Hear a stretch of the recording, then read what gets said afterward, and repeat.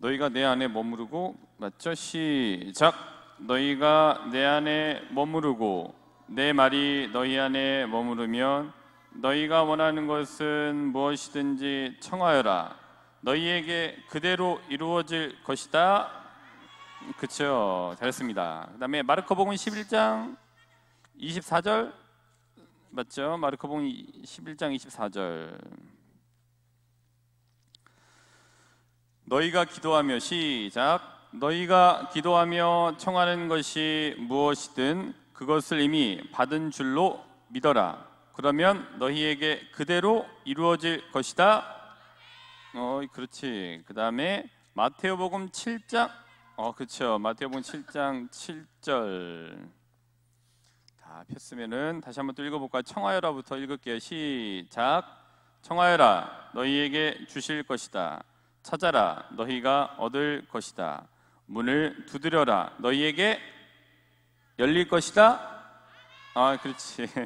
그 다음에 야고보서 1장 6절 한번 볼까요? 야고보서 1장 6절은 이제 기도할 때 어떤 마음 자세로 해야 되느냐라는 것을 이야기해주고 있습니다. 그러나부터 읽겠습니다. 그러나 시작. 그러나 결코 의심하는 일 없이 가지고 청해야 합니다. 됐습니다. 이제 요한복음 15장 7절, 마르코복음 11장 24절, 마테오복음 7장 7절, 그다음에 야고보서 1장 6절 이렇게 다 읽어봤습니다. 근데 이따가 초등부 미사 때 또 나오는 거야?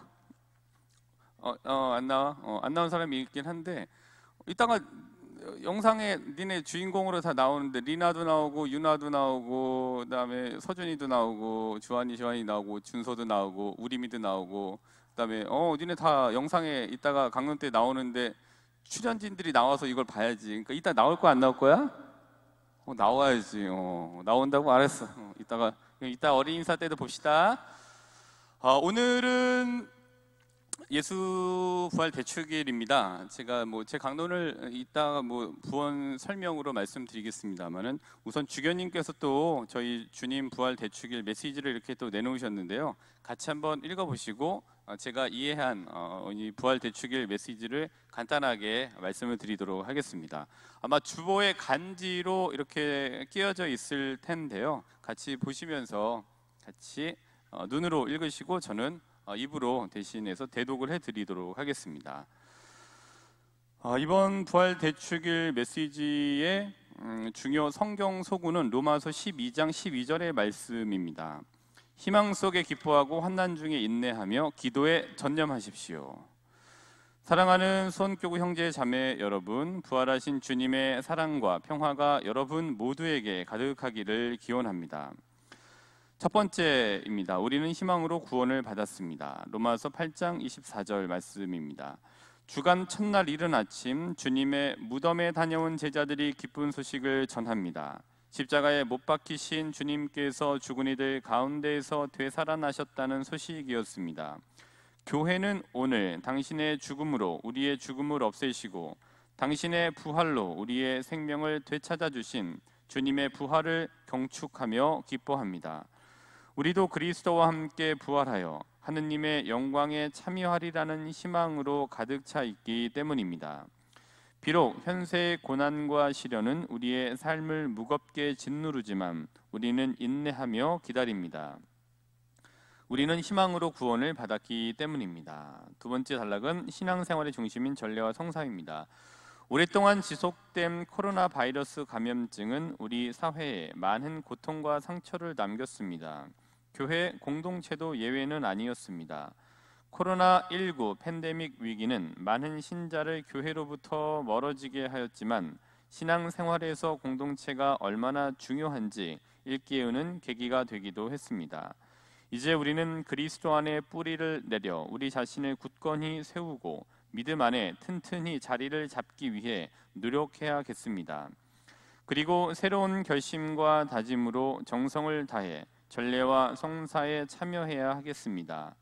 전례와 성사는 단순한 예식적 절차나 형식이 아닙니다.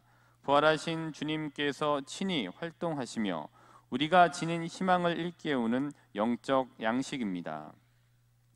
사제는 전례와 성사 집전으로 자기 자신과 다른 사람들을 성화하도록 인도합니다. 그리스도인은 전례와 성사에 능동적으로 참여함으로써 신앙을 키우고 자신과 세상의 성화에 투신할 힘을 얻게 됩니다. 세 번째는 어려운 이웃을 향한 마음입니다. 지금도 세계 곳곳에서는 전쟁과 폭력, 자연재해 등으로 수많은 이들이 고통 속에 신음하고 있습니다. 우리나라 역시 정치, 경제, 사회 등 다양한 분야에서 갈등과 마찰을 겪고 있습니다. 특히 경제 양극화와 부정부패, 저출산과 고령화 문제 등은 우리 사회의 미래를 더욱 암울하게 합니다. 그러나 우리 그리스도인은 이러한 상황을 절망이 아닌 희망으로 승화시켜야 할 것입니다. 주님의 부활을 경축하는 오늘, 희망을 갈망하는 사람들의 목소리에 귀를 기울입시다. 고통받는 이의 울부짖음에 절망 섞인 한숨 소리에 귀를 기울입시다. 그리고 착한 사마리아 사람처럼 그들에게 다가가 이웃이 되어주고 그들에게 참된 희망이신 그리스도의 사랑을 전해 줍시다. 우리는 바로 그 희망과 사랑을 세상 사람들에게 전해주기 위해 파견되었기 때문입니다. 마지막 단락은 부활의 희망에 대한 부분입니다. 이레네오 성인은 그리스도의 육체가 부활한 것과 같이 우리의 육체도 주님의 권능으로 부활하게 될 것이라고 천명하고 있습니다. 우리는 희망을 간절히 바라는 이 세상 사람들에게 그리스도의 희망을 전하기 위해 새로운 구원의 희망으로 무장해야 합니다. 그 희망은 시련과 환난 없이 값싸게 주어지는 것이 아니라 인내와 기도 안에 주어지는 선물입니다. 바오로 사도는 말씀하십니다. 희망 속에 기뻐하고 환난 중에 인내하며 기도에 전념하십시오. 일상에서 다가오는 수고와 어려움, 반대로 점철된 현실을 피하지 말고 직시할 때입니다. 고통과 시련으로 점철된 세상 한가운데서 주님의 사도로서 담대하게 부활의 증인이 되어 주십시오. 사랑하는 형제 자매 여러분, 죄와 죽음을 이기고 부활하신 주님의 은총과 사랑이 여러분 모두에게 내리기를 바랍니다. 이로써 우리 가운데 고통받는 이들과 온 세상에 희망의 불이 지펴지기를 바랍니다. 수원교구의 주보이신 평화의 모후여 저희를 위하여 빌어주소서. 네, 오늘 부활 대축일 메시지입니다. 이 부분 이렇게 보면은 전체적으로는 이제 뭐 희망이라는 것에 대해서 이야기를 하고 있습니다. 근데 제가 갖고 있는 희망과 우리 신자분들이 지금 상황에서 각자 개인만의 상황에서 갖고 있는 희망이 다르실 수 있을 겁니다. 또 누군가에겐 희망이 진짜 정말로 뭔가 이렇게 희망적인 뭐 솟아오르는 뭔가를 하게 만드는 것이기도 합니다만은 누군가에게 희망이라고 하는 말은 굉장히 잔인한 말일 수도 있는 것 같습니다. 그냥 그래서 대체적으로 우리가 보편적으로 생각하는 그 희망에 대해서 또 말씀드리겠습니다. 누군가에겐 잔인한 말일 수도 있기 때문에 어쨌든 그래도 부활이라는 것 안에서는 우리가 희망이라는 것을 갖는 것이 맞기 때문에 그 희망에 대해서 말씀드리겠습니다. 그리고 주님발 대축일 주교님 메시지 역시도 그 희망에 대해서 보편적인 희망에 대해서 말씀을 하고 계시는 것 같습니다. 우선 이제 첫 번째 단락을 보시면 우리는 희망으로 구원을 받았습니다라는 이 부분에서 우리 신앙 안에서 희망을 얘기하고 있는 것 같습니다. 어제 부활 성냥 미사 때 말씀드렸습니다만은 그냥 있는 그대로의 마음 상태에서의 부활을 느끼시면 될 것 같습니다. 어저께도 말씀드렸습니다만은 어떻게 매번 부활 스위치를 딱 눌렀다고 기쁨이 툭 튀어나오겠습니까? 하나도 안 기쁘실 수가 있습니다. 오히려 기분이 더 나쁘실 수도 있습니다. 그거는 각 개인마다 다르기 때문에 지금 그냥 있는 그대로의 상태에서 부활 대축일 미사를 봉헌하시면 되겠습니다. 그 부분을 얘기하고 있다고 저는 봅니다. 있는 그대로의 상태에서 부활을 맞이하면 좋겠다라는 게 첫 번째 단락, 제가 이해한 바이고요. 두 번째로 신앙생활의 중심인 전례와 성사에 대해서는 가운데 단락의 가운데를 보면은 이렇게 쓰여져 있습니다. 그리고 새로운 결심과 다짐으로 정성을 다해 전례와 성사에 참여해야 하겠습니다. 그리고 두 줄을 내려가면 영적 양식입니다. 근데 그건 희망을 깨우는 영적 양식이다. 우리가 전례와 성사라고 하는 부분은 전례를 집전하는 집전자, 집전자인 저만의 노력으로 되지는 않는 것 같습니다. 저는 오고 싶으신 미사, 참여하고 싶으신 전례를 위해서 준비해야 되고 그런 식으로 집전을 하고 기획을 해야 되는 저의 노력이 이 전례와 성사에 있어야 되고, 더불어서 전례와 성사에서 그러한 노력과 더불어서 같이 더해져야 되는 것은 전례와 성사에 참여하시는 신자분들이 어떻게 마음 자세를 갖고 오느냐가 달려지는 것 같습니다. 누군가에겐 똑같이 하나가 내려졌지만 열처럼 느끼는 사람이 있고, 누군가에겐 열을 내렸지만 하나밖에 받지 못했다고 생각하게 되는 경우도 많이 있습니다. 그거는 개인이 어떠한 자세로 전례와 성사를 준비하느냐에 달려 있는 것 같습니다. 그래서 전례 집전자의 준비와 또 전례와 성사에 참여하는 참여자들의 준비가 합해져서 여기 나와져 있는 희망을 깨우는 영적인 양식이 되는 것 같습니다. 그래서 이 말씀은 저뿐만이 아니라 신자분들도 오실 때 전례와 성사에 참여하실 때 어떤 준비를 잘 하셔야 된다는 걸로 이해를 했습니다. 다음은 세 번째로는 요즘 많은 갈등과 마찰들이 개인에게도 있고 사회에도 있고 여러 경제 다방면의 부분에서 갈등과 마찰이 있는 것 같습니다. 여기에 우리가 힘이 빠지는 분들에게 그래도 조금은 하나의 새싹과 같은 빛과 같은 역할을 해야 된다라는 것이 세 번째 단락인 것 같습니다. 네 번째 단락은 우리가 그리스도라는 분과 함께 다시 살아나게 될 것이다 라는 그리스도에 대한 희망을 이야기해주고 있다고 봅니다. 이게 제가 이해한 주교님 주님 부활 대축일 메시지입니다. 이것과 더불어서 말씀드리고자 하는 부분은 간단하게 말씀드리고 마치도록 하겠습니다. 이제 부활이었고요. 저는 이제 개인적으로는 이 방명을 좋아합니다. 아마 방명을 좋아하시는 분들이 계실 겁니다. 해가 뜨기 전에 떠오르는 이 어스름한 뭔가 그 상황에서 조금 이제 이 태양이 떠오르는 것 다 좋아하실 거예요. 일출을 다 좋아하실 겁니다. 근데 저 상태가 좋습니다.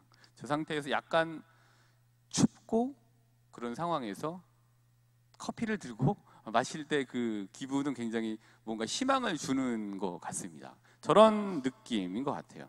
이 어스름하지만 희망은 이렇게 좀 뭔가 이렇게 될 것 같다라고 하는 그때 그 느낌이 참 좋은 것 같아요. 그게 희망인 것 같습니다. 어제 말씀을 드렸는데 꽃은 보이지 않는 뿌리에서 생겨나게 됩니다.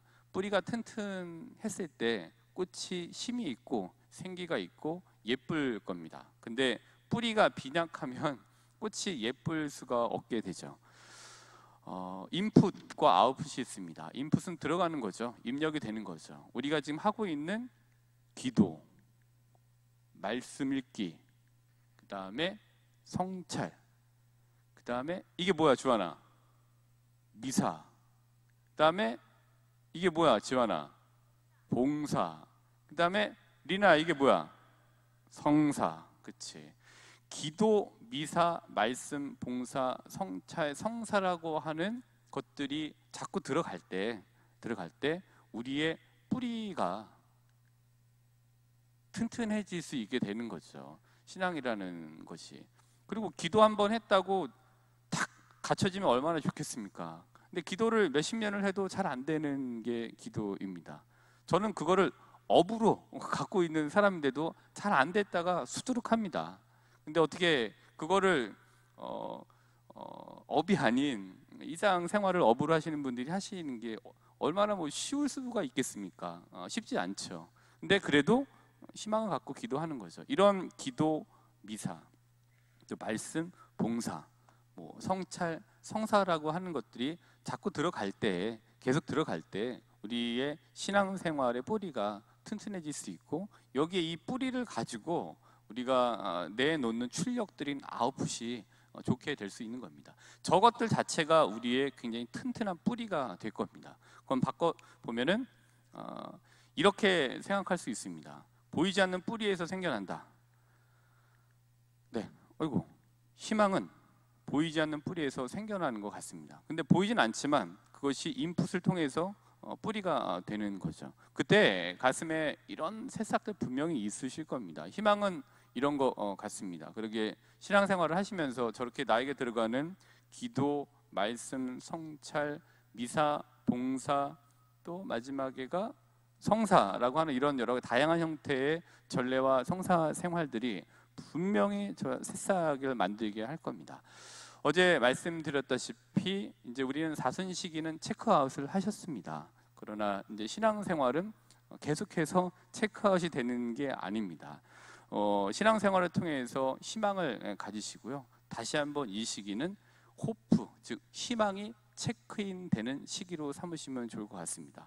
다시 한번 신앙을 통한 튼튼한 뿌리를 가지고 내가 사는 세상에서 희망을 체크인 하겠다라는 다짐을 결심하시면서 이제 니네 역할이 중요한 거야. 오늘의 미사를 봉헌하도록 합시다.